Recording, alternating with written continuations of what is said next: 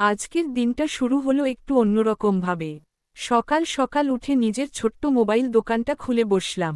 প্রতিদিনের মতোই চা হাতে দোকানের ঝাঁপ তুলেই বসে পড়লাম চেয়ারটায়। দোকানটা আমার রুজিরুটি, অথচ এই ছোট্ট জায়গাটাই কখন যেন আমার একটা জগৎ হয়ে উঠেছে। দোকানের একপাশে কিছু পুরনো মডেলের ফোন, আরেকদিকে স্মার্টফোনের গ্লাস গার্ড আর কভার ঝুলছে। মাঝখানে একটা কাউন্টার, যেখান থেকে সার্ভিস দেওয়া হয়, মেমোরি কার্ড বদলানো, ব্যাটারি চেঞ্জ, স্ক্রিন রিপেয়ার, আর ফোন ফ্ল্যাশ করার মতো কাজ।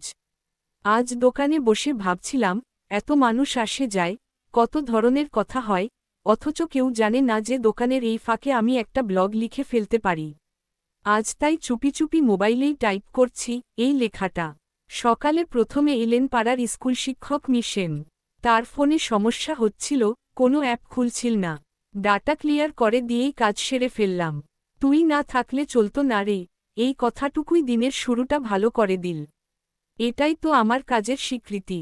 তারপর এল এক কলেজ পড়ুয়া মেয়ে, নতুন ফোন কিনবে। বাজেট কম, কিন্তু ফিচার চাই ভালো। তাকে একটা মাঝারি দামের ফোন সাজেস্ট করলাম, সঙ্গে একটু ডিসকাউন্টও দিলাম। চলে যাওয়ার সময় সে বলল, দাদা, আপনাদের মতো বিশ্বাসযোগ্য